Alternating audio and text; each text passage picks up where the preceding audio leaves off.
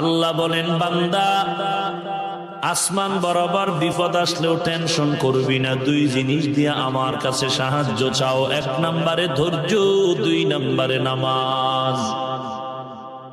ধৈর্য এমন দামি একটি সম্পদ, হাসরের ময়দানে আল্লাহ বলবেন ধৈর্য ধারণকারীরা বিনা হিসাবে জান্নাতে যাও। ইন্নামা ইউওয়াফাস সাবিরুনা আজরাহুম বিগাইরি হিসাব।